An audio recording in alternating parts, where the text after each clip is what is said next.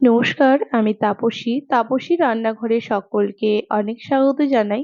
চলে এসেছি আবার একটি সম্পূর্ণ নতুন রেসিপি নিয়ে। আজকের রেসিপি একেবারে খুবই সাধারণ একটি মাটনের রান্না নিয়ে চলে এসেছি, যেটি সাধারণত আমরা সবসময় বাড়িতে খেয়ে থাকি। এটা কিন্তু ভীষণ সাধারণ রান্না, কিন্তু মানে টেস্টটা এতটাই সুন্দর হয়। তো চলুন আজকে আমি আপনাদের দেখাবো যে খুব কম তেল মশলাতেই কিন্তু আমি আজকে এই মাটনের রেসিপিটি করে দেখাবো। তো এখানে 1 কিলো মাটন আছে, ধুয়ে রেখেছি জলটা ঝরানোর জন্য। জলটা ঝরে গেলে একটা পাত্রে নিয়ে নেব। ততক্ষণ এখানে কড়াই বসিয়ে দিয়েছিলাম, আর কড়াইয়ে দিয়ে দিলাম তেল। আমি কিন্তু আর বাড়তি তেল এখানে দেব না। এই তেলটা গরম হয়ে গেলেই আমি কয়েকটা আলু, এখানে মোটামুটি 1 কিলো মাংসেতে আমি এখানে 5টা আলু দিয়েছি। আসলে মাংস আলু ছাড়া কিন্তু ভাবাই যায় না। যাই হোক, তার জন্য আর খাসির মাংসের আলুটাই কিন্তু বেশি ভালো লাগে খেতে। তো আলুগুলো কিন্তু এখানে আমি দিয়ে দিয়েছি। এবার আলুগুলোকে ভেজে নেওয়ার জন্য অল্প একটুখানি হলুদ আর অল্প একটুখানি কাশ্মীরি লঙ্কা গুঁড়ো দিয়েছি, যেন কালারটা বেশ সুন্দর আসে। তার জন্য কোনো রকম নুন কিন্তু আমি দিইনি। তো এখানে মিডিয়াম আঁচে বসিয়ে দিয়েছি, মাঝে মাঝে আলুগুলোকে নাড়াচাড়া করে ভালো করে ভেজে নেব। আর চলুন ততক্ষণে ওইদিকে মাংসটা আমি ভালো করে মাখিয়ে নিই। তো মাংসটা একটা পাত্রে নিয়ে নিয়েছি। এবার দিয়ে দিচ্ছি আমি দুটো পেঁয়াজ, খুব একটা একদম জিরি করে কাটিনি, একটু মোটা করে কেটেছি। আর এখানে আমি 1.5খানা রসুন, আর এখানে দিয়ে দিয়েছি অল্প ওই একটু পরিমাণে আদা, খুব একটা বেশি আদা এখানে দিইনি। আর এখানে এবার আমি দিয়ে দিলাম কাঁচা পাকা লঙ্কা। 1 কিলো মাংসর জন্য এখানে আমি 6টা কাঁচা লঙ্কা বাটা দিয়েছি। আর আমি দিয়েছি এখানে 1 চামচ জিরে, আর দিয়েছি আমি এখানে মোটামুটি 12-14টা মতো গোলমরিচ বেটে নিয়েছিলাম শিলে। দিয়ে দিয়েছি কাশ্মীর লঙ্কা গুঁড়ো, আর 1 চামচ দিয়েছি ধনে গুঁড়ো, আর দিয়ে দিলাম পরিমাণ মতো এখানে হলুদ গুঁড়ো, আর দিয়ে দিলাম এখানে পরিমাণ মতো নুন। বাকিটা নুন কিন্তু পরে যখন লাগবে তখন আমি দিয়ে দেব। আর দেখুন এখানে আমি দিয়ে দিলাম কিছুটা, ওই মোটামুটি 3 চামচ মতো এখানে সরিষার তেল দিয়ে দিলাম। ভালো করে এবার আমি দিয়ে মাংসটা মেখে নেব। তার আগে এখানে আমি দিয়ে দিচ্ছি দুটো টমেটো, খুব একটা বড় সাইজের না, মিডিয়াম সাইজের দুটো টমেটো দিলাম। ভালো করে এবার এটাকে মাংসটাকে মাখিয়ে নেব। যেহেতু যেই সময় আমি রান্নাটা করছিলাম হাতে প্রচন্ড ব্যথা ছিল, আর ব্যথার জন্যই কিন্তু খুব ভালো করে আমি মাংসটা মাখাতে পারছিলাম না। তবে আপনারা কিন্তু খুব ভালো করে মাখিয়ে নেবেন। মাংসটা যত ভালো মাখানো হবে টেস্টটাও কিন্তু ততটাই সুন্দর হয়। কিন্তু আমার আঙুলে যেহেতু প্রচন্ড প্রবলেম চলছে, তাই আমি সেভাবে কিন্তু মাংসটা মাখিয়ে উঠতে পারিনি। ভালো করে মোটামুটি একটু মাখিয়ে নিয়েছি। চলুন ততক্ষণে আমি কিন্তু মাখিয়ে ওই 5-10 মিনিটই রেখেছিলাম। ততক্ষণে দেখুন আলুটাও সুন্দর কালার হয়ে এসেছে, ভাজা হয়ে গেছে। এবার আলুগুলোকে একটা পাত্রের মধ্যে আমি উঠিয়ে নিচ্ছি। আর এরকম ভাবে একবার আপনারাও বাড়িতে খাসির মাংস রান্না করে দেখবেন, অসম্ভব ভালো হয় খেতে। এবার আলু ভেজে যে তেলটা রয়েছে, আর কিন্তু এখানে তেল আমি দেব না, আঁচটা একদম কমিয়ে দিচ্ছি। এবার ফোড়নগুলো দিয়ে দেব, দুটো শুকনো লঙ্কা, দুটো এখানে দিয়ে দিলাম তেজপাতা, এখানে দিয়ে দিলাম অল্প একটুখানি দারুচিনি, দুটো লং আর দুটো এলাচ। এবার হালকা আছে এগুলোকে একটুখানি ভেজে নেব। যখন একটা খুব সুন্দর ফ্লেভার বেরিয়ে আসবে, চলুন তখন এবার দিয়ে দিলাম 1/2 চামচ মতো সাদা জিরে। এবার ভালো করে এটাকে নাড়িয়ে নেব। ভালো করে নাড়িয়ে নিলাম, ফোড়নটা খুব সুন্দরভাবে হয়ে এসেছে। এবার মাংসের কালারটাকে খুব সুন্দর করার জন্য এবার দিয়ে দিলাম 1/2 চামচ মতো তেলের ওপরে চিনি। ব্যাস, বাকি চিনি আর আমি ব্যবহার করব না, তবে আপনারা যদি চান তবে ব্যবহার করতে পারেন। দেখুন চিনিটাকে দিয়ে এবার নাড়িয়ে নিলাম। এইবার যে মাখিয়ে রেখেছিলাম মাংসটা, সেটা আমি কিন্তু এবার দিয়ে দেব। দেখুন দেখেই হয়তো বুঝতে পারছেন আমি কিন্তু খুব একটা ভালো করে এটাকে মাখাতে পেরেছিলাম না। আর দেখেছেন খুন্তি ধরাটাও দেখলে আপনারা বুঝতেই পারবেন যে হাতে আমার ভীষণ ব্যথাই ছিল। তবুও যতটা পেরেছি করার চেষ্টা করেছি। এবার ভালো করে আমি এখানে নাড়াচাড়া করে নেবো, বেশ কিছুক্ষণ ধরে নাড়াচ্ছি। আর জানেন খাসি মাংস রান্না করতে তো মোটামুটি 1.5 ঘন্টা সময় লেগেই যায়। আর তো এখানে ভালো করে নাড়াচাড়াটা এখানে করে নিলাম। আর এখানে যে মশলা ধোয়া বাটির জলটা ছিল সেটাও একটুখানি দিয়ে দিলাম। আর কিন্তু আমি একদম মাংসের ঝোল পর্যন্ত আর কোনো রকম কোনো জল দেব না, কারণ এখানে পেঁয়াজ টমেটো যে কাঁচা মশলা আছে সেগুলো থেকে প্রচুর পরিমাণে জল বেরোবে। আর সেটাতেই কিন্তু মাংসটা প্রায় অনেকটাই সেদ্ধ হয়ে আসবে। এবার ভালো করে আঁচটা কমিয়ে দিলাম আর মোটামুটি মিনিট 5 মতো ঢাকা দিয়ে দিলাম। মিনিট 5 পর আপনাদের দেখাচ্ছি, দেখুন জলটা কিন্তু বেরোতে শুরু করেছে, আরো কিন্তু মাংস থেকে অনেকটাই জল বেরিয়ে যাবে। যখন যখন ঢাকাটা খুলে নাড়াচাড়া করব তখন আঁচটা একটু বাড়িয়ে দেব, নয়তো কিন্তু কম আঁচে রান্না করব, তাতে কি হবে জলটা শুকানোর সাথে সাথে কিন্তু মাংসটা খুব সুন্দরভাবে নরমও হয়ে আসবে। দেখুন বেশ কিছুক্ষণ ধরে এখানে আমি নাড়াচাড়া করছিলাম। এবার এখানে দিয়ে দিলাম 50 গ্রাম মতো ফেটিয়ে রাখা টক দই। টক দইটা দিয়ে মাংসটা আবারও ভালো করে আমি নাড়াচাড়া করে নেব। ভালো করে নাড়াচাড়া করে তারপরে আমি ঢাকা দিয়ে দেব, যেন দইটা খুব সুন্দরভাবে মাংসের সাথে মিশে যায়। ব্যাস চলুন আঁচটা আবারও কমিয়ে দিয়ে ঢাকা দিয়ে রেখে দিলাম মিনিট 10 জন্য। আর এখন তো লেগে যাওয়ার একেবারেই ভয় নেই। দেখুন কতটা পরিমাণ মাংসে জল বেরিয়েছে, আর এই জলটাতে কিন্তু খুব সুন্দরভাবে মাংসটা সেদ্ধ হয়ে যাবে। আমি কিন্তু জোর আছে একদম রান্না করি না, আমি কিন্তু সব সময় আঁচটা কমিয়ে যে কোনো রান্না করি। এতে কি হয় বলুন তো, রান্নার টেস্টটা কিন্তু ভীষণ ভালো হয়।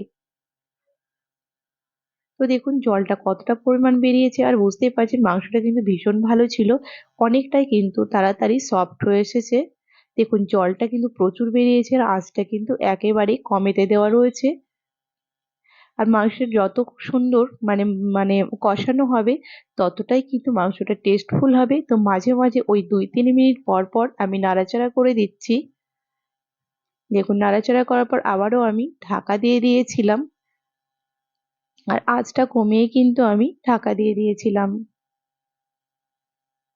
দেখুন হাড় থেকে কিন্তু মাংসটা প্রায় ছেড়ে আসছে, মানে অনেকটাই কিন্তু সেদ্ধ হয়েও গেছে। তো আপনারা যারা এখনো আমার চ্যানেলটিকে সাবস্ক্রাইব করেনি তাদের অনুরোধ জানাচ্ছি, যারা ইউটিউব থেকে দেখছেন প্লিজ আমার চ্যানেলটিকে সাবস্ক্রাইব করে পাশে থাকা বেল আইকনটি প্রেস করবেন, যেন আমি নতুন ভিডিও আপলোড করার সাথে সাথে নোটিফিকেশন প্রথম আপনাদের কাছে পৌঁছে যায়। আর যারা ফেসবুক পেজ থেকে দেখছেন প্লিজ পেজটিকে ফলো করে দেবেন। দেখুন মাংসের কালারটা কিন্তু ভীষণ সুন্দর এসেছে। আমি কিন্তু খুব একটা দেখেছেন কাশ্মীর লঙ্কা বলুন বা যাই বলুন, আমি কিন্তু খুব একটা বেশিও দিইনি, পরিমাণ মতোই দিয়েছি। তবে এই কালারের মাংসটাই কিন্তু বেশি ভালো লাগে। খুব সুন্দর একটা কালার এসেছে, আর আমি কিন্তু কিছুক্ষণ ঢাকা ছাড়াই কষে নিচ্ছি। আর দেখুন কালারটা কিন্তু অসম্ভব ভালো এসেছে। আর এবার কিন্তু ভেজে রাখা আলুগুলো দিয়ে দেব, আর আলুগুলো দিয়েও মোটামুটি কিছুক্ষণ আমি কষিয়ে নেব, যেন আলুগুলোর মধ্যে খুব সুন্দরভাবে মাংসের ঝোলটা ঢুকে যায়, মশলাগুলো যেন ঢুকে যায়, তাহলে আলুগুলো খেতেও কিন্তু ভীষণ ভালো লাগবে। ভাত বলুন বা রুটি বলুন, খাসির মাংসের ঝোল আর আলুটা দিয়ে কিন্তু খেতে বেশি ভালো লাগে। তো এবার আলু দিয়েও বেশ কিছুক্ষণ আমি ভালো করে কষিয়ে নেব, তাহলে আলুটাও মাংসের সঙ্গে বেশ কিছুক্ষণ সুন্দরভাবে কষানো হয়ে যাবে। তো একদম আঁচ কমিয়ে আবার আমি ঢাকা দিয়ে দেব, আর এইরকম ভাবে ঢাকা দিয়ে আবারও বেশ কিছুক্ষণ মোটামুটি ওই 15 মিনিট মতো আমি কষিয়ে নেব। তারপর গরম জল আমি দিয়ে দেব, 2 কোয়া রসুন আর 4টে কাঁচা লঙ্কা দিয়ে দিলাম। এই রসুনটাও কিন্তু ভাত বা রুটি বলুন খেতে বেশ ভালো লাগে। আর এখানে কয়েকটা কাঁচা লঙ্কা দিয়ে দিলাম, কারোর যদি ঝাল খেতে ইচ্ছে করে তাহলে এই কাঁচা লঙ্কাটা ভাতের সঙ্গে বা রুটির সঙ্গে ডলেও নিতে পারবে। দেখুন আবারও আমি ঢাকা দিয়ে দিয়েছিলাম মিনিট 3-4 মতো, কারণ এখন যেহেতু কষানোটা হয়ে আসছে তাই বেশিক্ষণ কিন্তু ঢাকা দিয়ে কষানো যাবে না, নয়তো কিন্তু তলায় লেগে যেতে পারে। দেখুন সুন্দরভাবে একদম তেলটা ছেড়ে ছেড়ে আসছে, আর একটুখানি কষিয়ে নেব, তারপরে আমি এখানে গরম জল দিয়ে দেব। দেখুন তেলটা কিন্তু একদম ছেড়ে এসেছে, আর দেখেই বুঝতে পারছেন মাংসটা কিন্তু প্রায় খুব সুন্দরভাবে কিন্তু সেদ্ধ হয়ে এসেছে। এটা জল দিয়ে কিন্তু বেশিক্ষণ ফোটানোর আর প্রয়োজন নেই, কারণ এখন কিন্তু অলরেডি 1 ঘন্টা পেরিয়ে গেছে। আর দেখুন দেখে নিশ্চয়ই বুঝতে পারছেন মাংসটা বেশ সুন্দরভাবে সেদ্ধ হয়ে গেছে। তেলটা যখন একদম ছেড়ে এসেছে, চলুন এবার দিয়ে দেবো এখানে গরম করে রাখা জল। আর আলুগুলো বেশ খানিকটা কিন্তু সেদ্ধ হয়ে গেছে, আর বাকিটুকু কিন্তু গরম জলটা যখন ফুটে যাবে তখন কিন্তু আলুগুলো সুন্দরভাবে সেদ্ধ হয়ে যাবে। তো তেলটা যেহেতু ছেড়ে এসেছে, এবার আমি এখানে গরম জলটা দিয়ে দেব। ঝোলটা একটু জলটা একটু বেশি দেব, কারণ এখানে মিনিট 15 মতো ফোটাবো, তাহলে কিন্তু এখানে ঝোলটা অনেকটাই টেনে যাবে। আবারও একটুখানি আমি জল দেব। প্রথমে এটা নাড়িয়ে নিচ্ছি আর দেখে নিচ্ছি আরো কত একটু জল লাগবে। তো আপনারা যে যেমন মাংসের ঝোল খেতে ভালোবাসেন সে তেমনই জলটা দিয়ে ঝোলটা রাখবেন। তবে আবারও আমি একটুখানি গরম জল দিয়ে দিয়েছি, ভালো করে এবার নাড়াচাড়া করে দেব আর মিনিট 15 মতো এখানে ফুটিয়ে নেব। দেখে নিশ্চয়ই বুঝতে পারছেন মাংসটা আমার প্রায় একদম সেদ্ধ হয়ে গেছে আর আলুটাও সেদ্ধ হয়ে গেছে। বাকি যা একটুখানি সেদ্ধ হতে বাকি আছে এই 15 মিনিট মতো ফুটিয়ে নেব, তাতে কিন্তু সুন্দরভাবে সেদ্ধ হয়ে যাবে। আর এখানে আমি দেখে নিয়েছি নুনটা আরেকটু প্রয়োজন ছিল, তাই মোটামুটি 1.5 চামচ মতো এখানে আমি নুন দিয়েছি, এতেই হয়ে যাবে। আর কিন্তু নুন এখানে একদমই লাগবে না। ব্যাস ভালো করে এবার নাড়াচাড়া করে দেব, তারপরে ঢাকা দিয়ে দেব।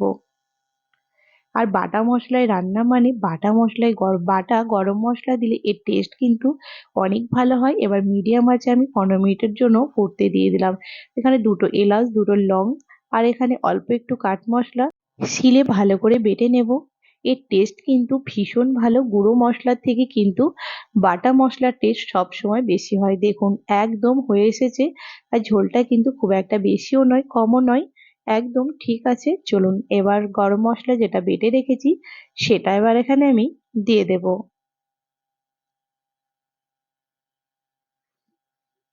আর এবার আমি গ্যাসটা কিন্তু এখানে বন্ধ করে দেব, কারণ বাটা মশলা দেওয়ার পর বেশিক্ষণ আর ফোটাতেই নেই।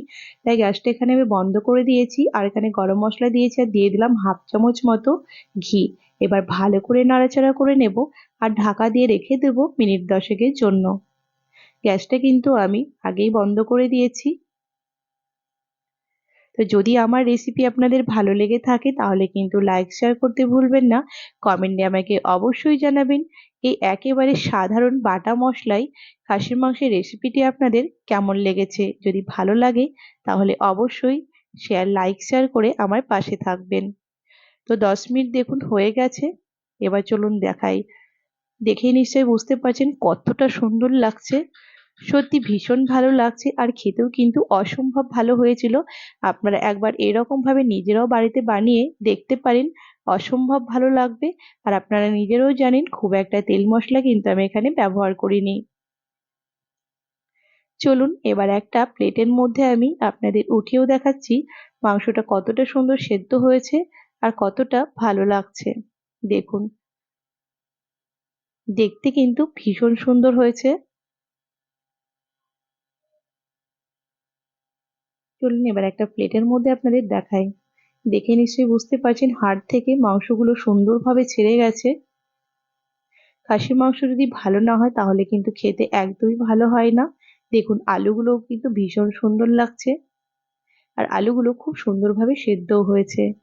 তো আজকের রেসিপি এই পর্যন্তই ছিল। দেখা হবে আবার একটি নতুন এপিসোডে। আপনারা ভালো থাকবেন, সুস্থ থাকবেন। ধন্যবাদ।